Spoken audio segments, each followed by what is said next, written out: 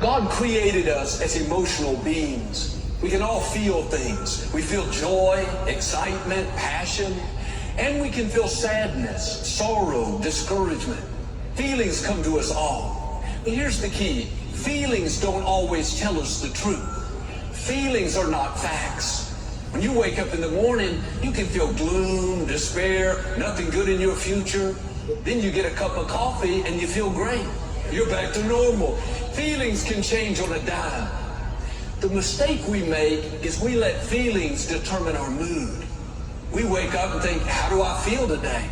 If we feel the blahs, then we go around discouraged. We get stuck in traffic, I feel upset. Someone offends us, I feel offended. We have a bad break, I feel self-pity. We wonder why we don't enjoy life. It's because we're being ruled by our feelings. You can't stop feelings from coming, but you can say, feelings, you are not the boss of me. God is amazing. He created you so individual. Do you know that it's close to 8 billion people on earth now? Do you know how many billions of people have died? Do you know that if you dig up all them people and all the people that are presently here, not one of you have the same fingerprint? Who could possibly be so precise in his infinite wisdom that ain't no two people got the same fingerprint? That's crazy. We are fearfully and marvelously made. We are unique, authentic, individually defined by the Master himself. There has never been another you, and there will never be another you again. God has put so much detail in the specificity that even your fingerprint stands in a category all by itself. And the gift of feelings is unique. We are created in the likeness and the image of God. God has feelings. And we need feelings. Faith and feelings are not necessarily at odds with each other. If we had no feelings, we'd have no love. And then how could God ask us to love him with all our heart and our mind and our soul if we couldn't feel anything? And so he wants us to have feelings. He doesn't want us to be led by feelings. Those feelings, as many wonderful things as they do, can also do negative things. We can get hurt in our feelings. We can get disappointed in our feelings. We can be rejected in our feelings and not even show anybody. If you break your arm, you can see a broken arm. A broken heart cannot be seen. And it is impossible to treat. There is no prescription for a broken heart that will take away that pain. You have to budget your feelings. You have to control your feelings, because if you listen at your feelings, you'll make snap decisions that you later regret. Feelings are very important to us, but they must be managed so that your feelings are not homeless. They are sheltered in your soulish man, not exhibited in your body. And so if you are wounded in your feelings, you can hide it and nobody can know it, and you can smile and say, good morning. And nobody's ever the wiser to the fact that you have a broken heart, that you don't feel comfortable on your own job, that you wonder why your mother didn't raise you, or why she treated your sister better than she treated you. Because I'm not sure that people always care about how you feel. To care about how others feel is empathy, but not everybody is equipped with the ability to be empathetic. They can be selfish. And sometimes when your feelings are wounded and you're surrounded by people that are oblivious to how you feel, you are alone even in a crowd. It is impossible for you to not have offense. That means if you tip around and be real kind and real sweet, and you're just as kind as Mother Teresa, that does not exempt you. You will still get offended. If you don't believe it, go on social media. If you lose weight, they say you're too skinny. If you gain weight, they say you need to work out more. There's always somebody out of 8 billion people on the planet. You are going to get on somebody's nerves. I don't care what you do. Because for some of you, victory is changing people's minds.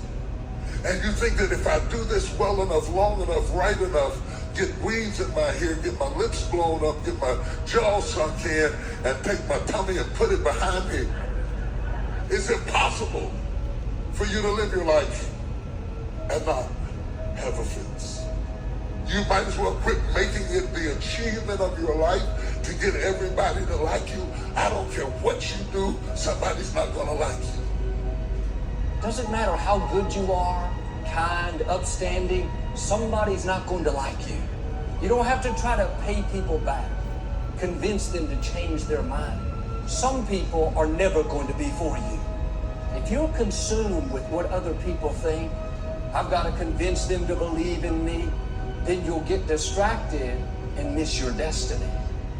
Because all of us want to be liked and we want to be loved and we want to live our lives without offense. Because offense is stressful. Yeah, I know you say you don't care, but it's stressful. People will say stuff to you that will make your hair stop growing. You're going to have offense. You're going to have offense. It's going to happen sometime. But God cares about your emotional well-being.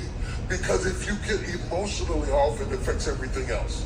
And how we manage the offense determines the outcome of our lives. People can dislike you without a cause. Are you going to get offended and try to straighten them out and get involved in a battle that you're not supposed to fight? The higher you go, more people will come against you. What the best strategy is to get even, be still. And you have to decide, are you so concerned about being bitten that you're willing to spend the rest of your life laying dead? Or is there something pumping down inside of you that says, bite me or not, I'm getting up? Your job is not to change people's mind. Your job is to run your race. Them validating you is not going to move you towards your destiny. Anytime we're trying to prove something, the root cause is insecurity. It's very freeing when you understand you have nothing to prove. You may impress people. Praise from people just feeds our ego. You have to get your value from who you are and not what you do. Don't live for people's applause, live for God's applause. If God is pleased with you, it doesn't really matter what other people think about you. You have to pass the test of overlooking insults. They wouldn't be talking if you weren't making a difference. You have to be okay with them not being okay with you. Your time is too valuable to worry about what people think about you. They don't teach that in school, not even in universities. They don't teach you how to manage your emotions.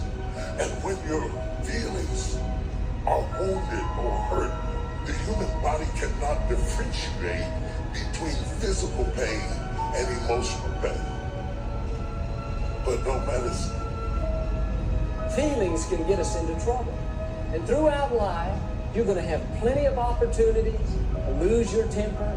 You're going to get up some mornings and feel like being depressed.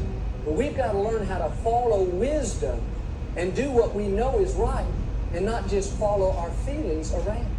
Things aren't going your way and you kind of feel like being discouraged. No, you've got to learn to discipline the negative feelings and keep a good attitude anyway. Somebody offends us and we just don't let it bother us. We just take the high road. That's when we're really maturing. I mean, how many times have we acted on our emotions and said something that we know we shouldn't say, and later on it ends up hurting us in that relationship? If you allow yourself to just go around being upset, impatient, and stressed out, later on it's going to catch up to you. If you just are loose in your morals and you just do whatever you feel like doing, later on it's going to cost you a very heavy price. If you would just do your part and grow up a little bit and quit being ruled by your feelings, that's when God will begin to increase you. If you find yourself always being around people that offend you, you're always getting your feelings hurt, well, there's a good chance that God is trying to teach you to quit being so touchy. He's trying to teach you a little bit about patience. As long as we're not passing the test, then we're going to have to take it over and over again. See, when we go through times of pressure, it shows us what we're really made of. And unless we learn how to rule over our emotions, keep a good attitude, then we're not going to get out of that situation. God loves you too much to just leave you alone. He is going to constantly be